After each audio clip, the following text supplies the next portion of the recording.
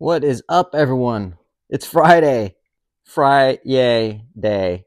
You know what that day is besides being Friday? That was Paco. This is Uku right here. You'll see her lick my hand now. She likes to lick me. And got a new t-shirt for my birthday. My neighbor got it made for me. This is really sick. It's actually Paco and Uku. Paco is playing a guitar while watching shark videos because I watch shark videos a lot. Uku is playing the ukulele, and they're both wearing Rolex day dates. Isn't that cool? Pretty sick. Anyway, for those of you who don't know or new subscribers, today is the Q&A. This is where you can ask me a question and I'll answer it. In order to participate, all you have to do is ask your question in the comments below, and then I will answer them on my upcoming Q&A. Instagram, don't leave your question on Instagram. You most likely won't get read. But you can follow me on Instagram at Talking Timepieces with Tony. Today I am wearing my Rolex Datejust 36mm Jubilee bracelet, white gold fluted bezel. Love this watch. All right, man. So we got a lot of questions. So let's roll the intro and we'll get into it.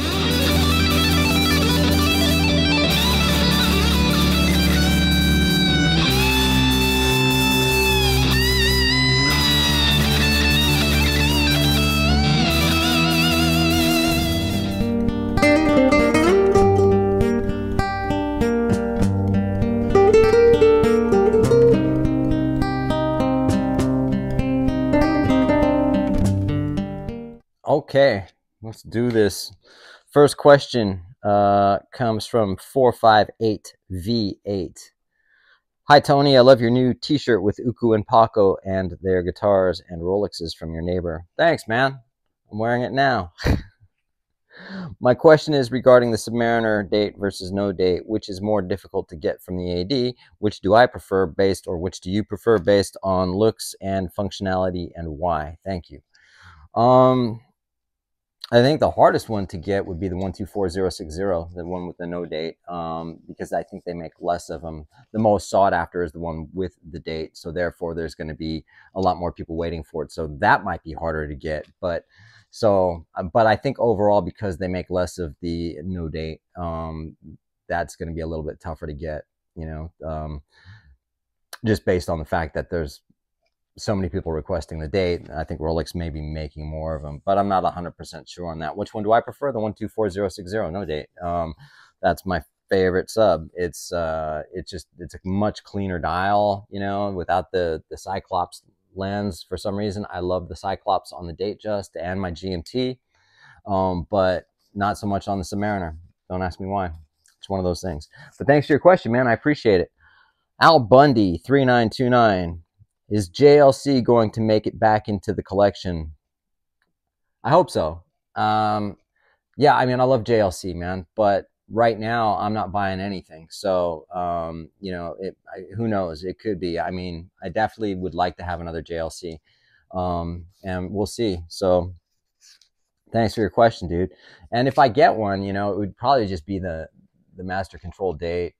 That's just real simple, 3-hand with the date. Blue dial as well. Nice watch. Al Bundy. Oh, you asked me another question. Are those old channel videos still viewable on YouTube? I guess you're talking about my previous YouTube channel, which was Tony's Timepiece Review. I would imagine. I've got nothing to do with that channel. I lost that, for anyone who knows, due to a freaking, when I'd gotten a new cell phone and then I couldn't access my Google account, and for some reason the phone number associated with that account was not my phone number. I don't know how they got that phone number or whatever it was. I've had the same phone number for like 26 years. So I don't know, but I'm sure those videos are just sitting up there laying dormant, and if people are watching them and commenting, and no one's responding. But that channel, my previous channel, I started at the end of 2016. So I think my very first video was like January 3rd of 2017. So it was an old channel. So I've been doing this for a long time.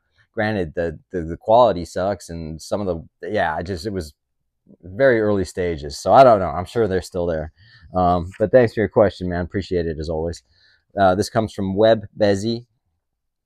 I was called to pick up a steel Rolex Wimbledon 41mm fluted Jubilee a week or two after you got yours. It's my first Datejust, and I like it a lot.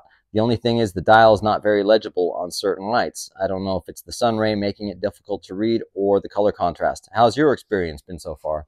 I agree.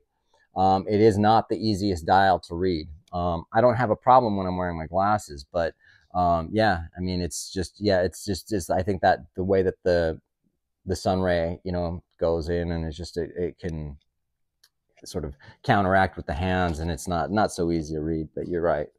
But thanks for your question, dude. But it's still a lovely watch. I mean, I love this watch, you know, I mean, it's my favorite variation of the Datejust. So, you know, I'll let it slide. Mike Lewis 2456. Hi Tony, some good questions tonight. Oh, that was last week. Thanks, man. Thanks, dude. I was at Rolex Patek AD this week. Almost pulled the trigger on a Patek 6119R. Almost. But after consideration, spending $35,000 for another dress watch when have a Rolex M126231-0023 already, felt money could be better spent. I mean, that's true. Money can always be better spent than on a watch, dude. They did have a bunch of Rolex GMTs, root beer. They had a bunch of Rolex GMTs just laying around for sale. Root beer, left-handed Sprite, Batgirl, and Pepsi. All exhibition only. There you go. Darn annoying and frustrating as usual, this Rolex AD is. Question for you. Arnold & Son make some very nice watches, have a rich history in horology, however not popular. I'd like to hear your thoughts in the Q&A. Arnold & Son, yeah. I mean, I've known about them for 25, 30 years maybe, and I don't know much about them because I've never done any real research on them, you know. And I think from way back in those days, 20 plus years ago, I had done some research on them, and you see Paco right there? What's he doing? Get down, Paco. Paco, get down. Get down. Paco, you're not supposed to be up there. Okay. Yeah, Arnold & Son, man, I'm going to look more into them again, because I do remember, I think I liked them, you know what I mean? But you know, it's just the way it goes. You know, there's watches that are, you know, just absolutely amazing, and with great history, great heritage, great horology, and they just don't get any recognition, and they fly under the radar like Breguet, you know what I mean? So, but thanks, Mike. I always appreciate it. Steve M863. I'm sure you spoke about this, but what are your opinions about skeleton dials? Zenith has a 41mm Defy skeleton dial, which to me looks really easy to read. I know you support Zenith because you love them, so I want your honest opinion about this watch. Right now, they run about 5 to 6 grand. They do. Yeah, I mean, the Defy skeleton has the same, Skyline has the same movement, 3620. El Primero, is it 3610, 3620? Super reliable, nice watches, and the skeleton is extremely legible. It's a beautiful watch, man.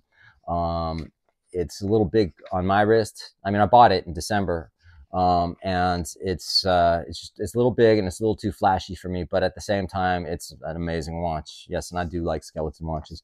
Thanks for your question, man. Good luck if you're gonna buy one. This comes from Steve J4629. Hey Tony, love the Friday Q&A. Thanks, man. Thank you for watching. You're the only one that does it like that. I really appreciate the time and effort you put in. Thanks. I appreciate that, man. I do.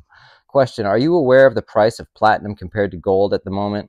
Well, if you check out the price, for me, it's a bit of a head scratcher, with platinum being well less than half the price of gold.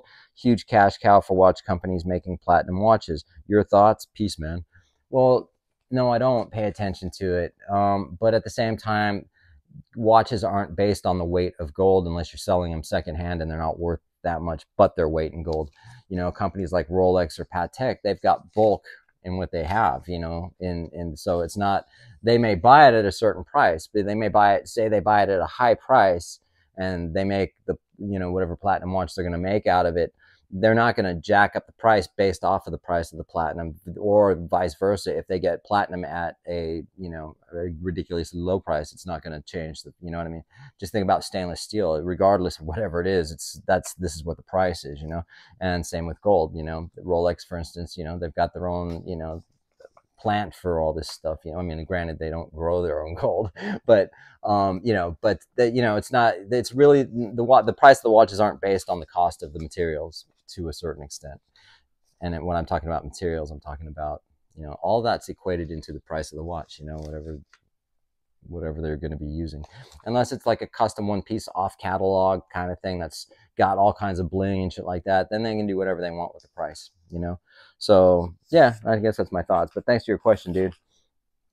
Gino 816, do you think that Rolex will bring the Milgauss back? I think they will, but at a higher magnetism resistance, 20,000 Gauss, and it will probably look like the older Milgauss. Could be a sick watch. I don't know, man. And you know what? Someone replied to that, Metagirl, and that comment was really a good question, a good answer to that question. But unfortunately, it cut off, and I don't have it. So I don't know if they do. And I think 20,000 Gauss. I don't, you know, I don't know. I mean, you can pretty much wear your Datejust in an MRI if you wanted to, and you'll be fine. But who'd want to do that? In fact, they wouldn't even let you if you wanted to, I don't think. But so, yeah, if they do, they do. If they don't, they don't. I still wouldn't buy it because I don't like the Milgauss. But that's just me. Thanks for your question, man. Ristopia, if you ever had a sponsor, who would you like it to be?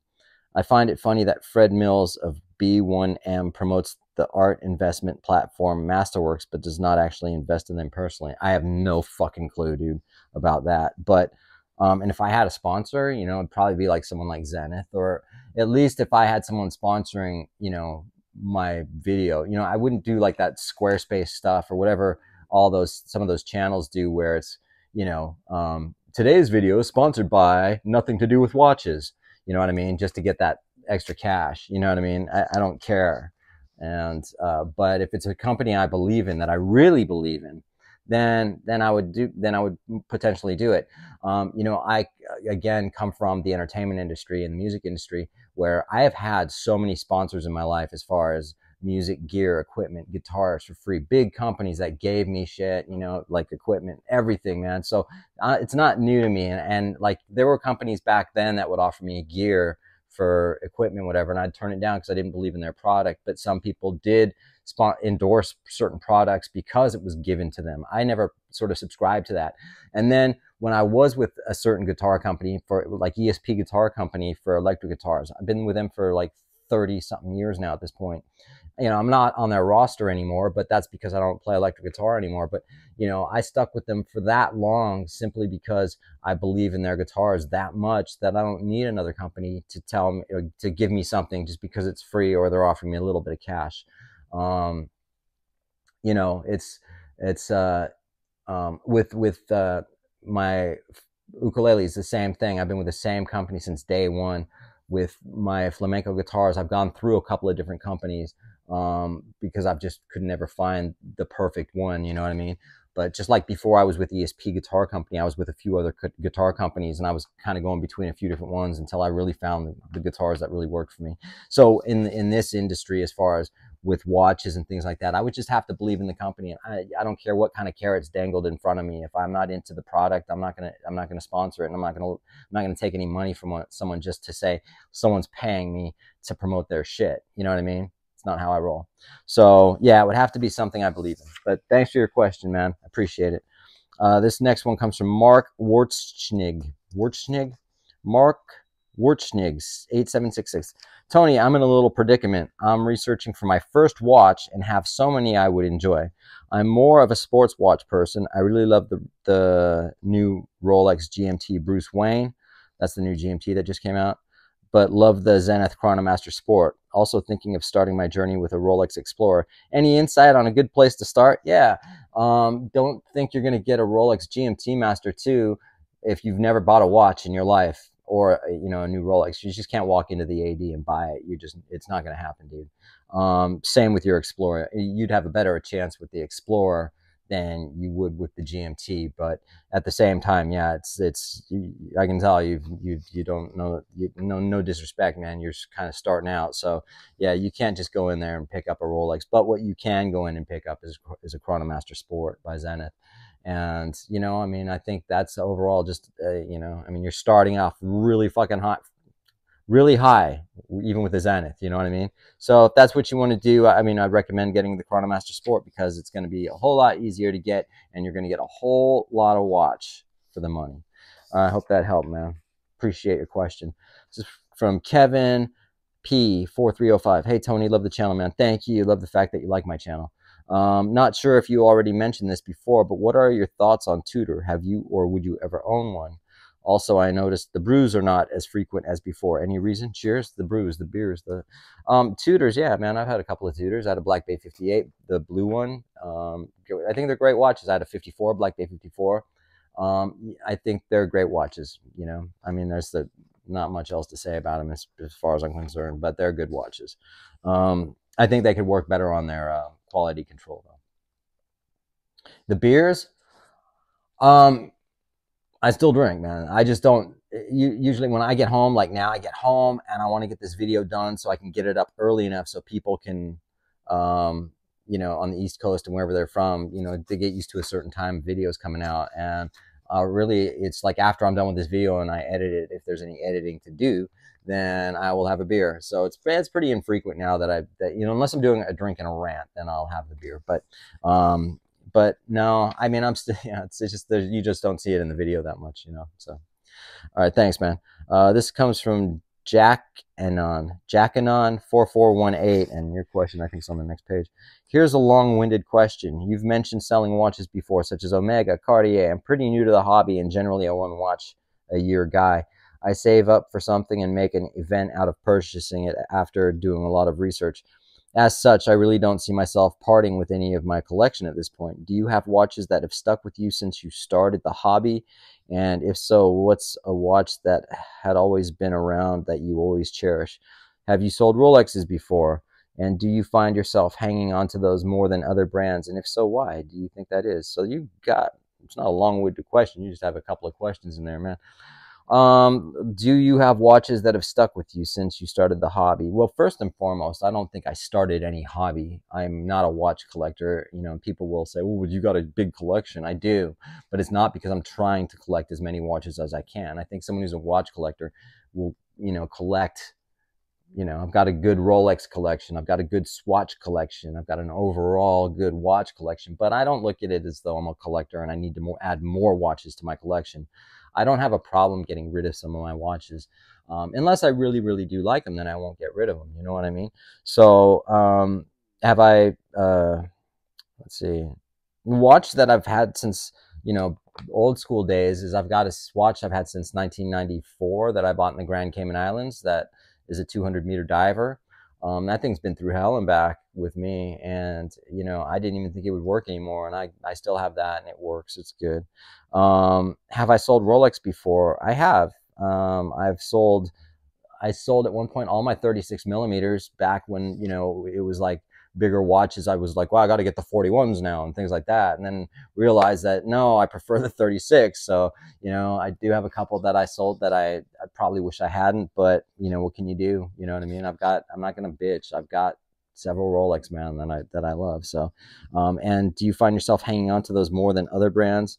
No, not, I mean, yeah, you know, I buy Rolex the ones I want, you know what I mean? Not to sell them or flip them or anything like that. You know what I mean? I have my Rolex that I love, you know, and Rolex has been my favorite brand, you know. Coming down to having, you know, that being said, you know, if I had to sell them, I would, you know what I mean? Life to me isn't all about watches, you know what I mean? I've been through too much shit in my life to realize that material items are really nothing in the grand scheme of things, you know, when it comes to health or whatever, anything like that. Being homeless or whatever it may be, a watch is just a watch, and guess what, it doesn't really freaking matter. The fact that I have nice watches now is more like the cherry on the cake, you know what I mean? So but if I had to, I'd have no problem, you know. I'd be bummed, I would, I you know what I mean, like, but still, yeah. Thanks for your question, dude. This is from Lettuce130. How many questions do I have, man? Because I've got just not that. Let's see. Yeah, all right. Lettuce1305. Hi, Tony. Awesome video once again. Thank you. Just a correction, though. The Hulk is ceramic bezel. Yeah, that was when I made that mistake. Just a question for the QA. What's the smallest and largest watch size you'd rock? Smallest is probably a 36.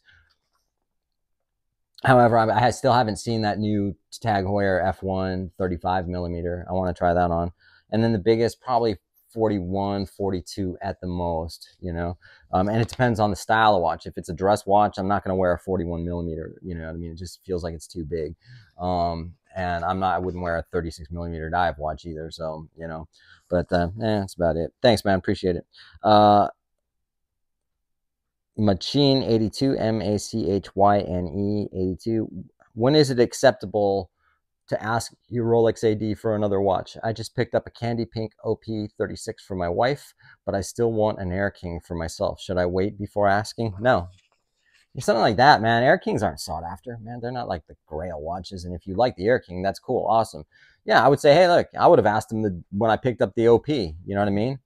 And just said, hey, this is what I really want to get. Can you just, you know, get me one? You know? So ask him. Yeah, you got nothing to lose on that one, brother. This comes from Metagirl. The t-shirt, your LA Corner tee. Okay, that you were saying you liked my t-shirt. Thanks for answering my questions. It's so cool to hear about your flamenco classical guitar playing as well as the guitarists that influenced you. That's a beautiful Patek. Okay, it's sorry. Question. If there are no red flags and there's supporting evidence that something happened to your watch, the insurance company wouldn't drop you? I'm careful with my watches and I hope I never have to make a claim, but I also wouldn't want insurance company to drop me after one claim. Okay, so that stems back to last week. There was one of my viewers said he's getting dropped from his insurance carrier because he has a claim with them, but he had one previous claim that didn't pay out, but this one claim, you know, and, you know, I'm talking about questionable claims, you know, and he says he's getting dropped from his insurance carriers for one claim. That means there's red flags. There's something going on with that claim that didn't fly right. You know what I mean? So in this case, you know, if there's no red flags, nothing questionable about it. You know, if, say, for instance, there's a video of someone trying to jack you or whatever, and they get your watch, then they see that they're not gonna drop you for that. Trust me. And you know, if you just file a claim, I mean, it's really, the insurance companies pay out, excuse me, so much fraud, and they can't always just deny something because they know it's fraud. It has to be really proven. So it's a tough one. I don't believe that if you filed a claim because something really legit happened to your watch, that they would drop you unless they felt like there was something going on there. You know what I mean? So I wouldn't worry about it. So this next one is, oh my gosh, dude, Ristopia, man. And I don't, basically, have you noticed how certain YouTubers slag Rolex off for YouTube cash and how sponsors cash in? Brittany's case. See, I don't even know what you're meaning by that. Have you noticed how certain YouTubers slag Rolex off for YouTube cash? I mean, and in Brittany's case, well, being the big Rolex fans and owners, they say they are not Rolex haters, which is true, but have no shame in opening the Rolex haters cage and unleashing them all onto us. The twisted haters seem to completely ignore the YouTuber. The YouTuber concerned has multiple Rolexes, and they are effectively using the Rolex haters to make money, and by doing so, spoil the hobby. Andrew Morgan, Britt Pierce, Jenny L., Russell, the Mad Watch Collector, have all done this. But special mention goes to Harrison from Chisholm Hunter, who is in complete denial that he is the son and heir to his dad's business and can have any watch he wants. And that's where it cut off. I just didn't have enough room, man. So, you know, I think just to try to condense that, yeah, I mean, yeah, Britt is in her own weird thing. Brittany, you know, I'm not going to try to slag anyone, but she's got no history, heritage with anything she's done. She's just started this hobby, really. And she acts as though she's the end-all authority when she does videos. She says, I don't see any other YouTubers talking about this, so I'm going to talk about it, like she just came up with it. So she, I think, forgets where she comes from, too, because it was really Oisin O'Malley who put her on the map. And then, yeah, they'll do anything. And besides, most of the stuff she gets is from, like, Adrian Barker or whatever. And, you know, so there's nothing original about her. She doesn't have an opinion unless you give it to her. You know what I mean? Someone has to tell her what her opinion's going to be. Jumps on the bandwagon a lot, and a lot of these people do that. I don't know about that Mad Watch Collector guy. He annoys the hell out of me. I watched maybe half of one of his videos a long time ago. Um, Andrew Morgan. Oh, he's the Talking Hands. Yeah. Jenny L. I used to like her stuff, but you know that, yeah, that's all. They're, most of these people are all in it for the wrong reason. You know what I mean? And I hate to say it, but it's true. I mean, I don't know. I see some of these videos and I go, and I kind of cringe at like thinking that they have people fooled into believing what they're trying to sell you. You know, when in like someone's case, excuse me, someone's cases. Some of these cases are basically, some of these YouTubers have their own brand they're selling and they're trying to market themselves. Other people are now making a living at just YouTube, and they've got to find a way to keep that check coming in, man. Because if they don't, and they start losing subscribers and things like that, they're fucked, because it's their only job. In some other people's cases, they may have a husband who helps support them. That it's not going to matter as much, but at the same time, you know, I'm just saying, dude, and I'm not trying to be a hater. I see it as it is, you know. I mean, I deal with a lot of people that lie on a daily basis, and it takes me a second to see right through somebody. It's kind of unfortunate in a sense, but it's the way that it is. So this video is long, so I'm going to say thank you to everyone. I hope you like, subscribe, and we'll hope to see you on the next one. All right.